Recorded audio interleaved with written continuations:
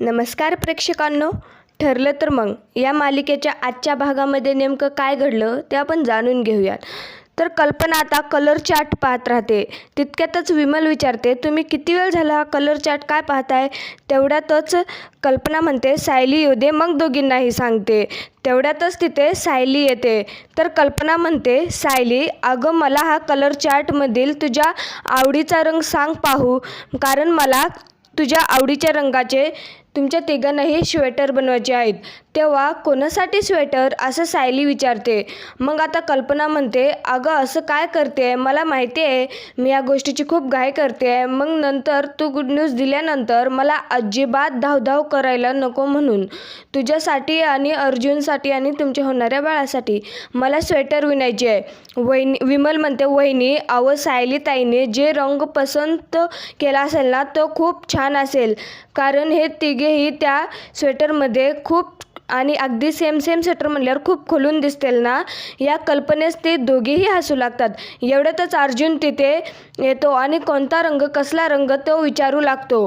त्यावेळेस कल्पना म्हणते, बरं झालं तू इथे आलोस आणि तुम्ही दोघंजण मिळून रंग ठरवा आणि मला सांगा, आणि इथून पुढे तू जास्त घरामध्येच थांबायचं, ऑफिसमध्ये कमी जायचं.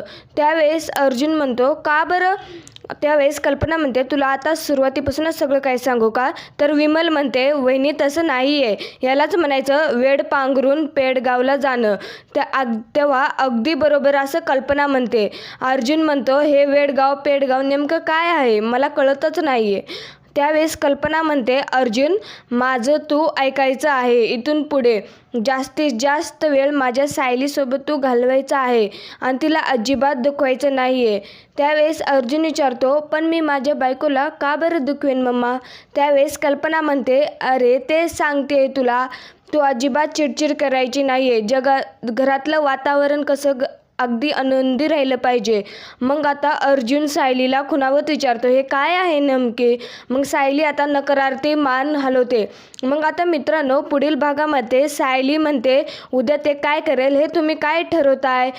उद्या झेप घेईल. मग आता आपल्या घरातील कौतुकाने त्याच्याकडे पाहत असतील. पूर्णा आजी, आई, बाबा, अस्मिता हे सर्वजण पाहत राहतील. त्यावेळेस अर्जुन म्हणतो, मग आता मधुभाऊ, कुसुमताई यांनाही खूप आनंद होईल ना. ते आता आनंदाच्या भरात एकमेकांच्या हाताला टाळ्या देत असतात. त्यावेळेस आता एकदम शांत होतात आणि हात मागे घेतात. असंच आपल्या मालिकेचे पुढील भाग पाहण्यासाठी आपल्या चॅनलला सबस्क्राईब जरूर करा. धन्यवाद. भेटूया अशा एका नवीन भागासह.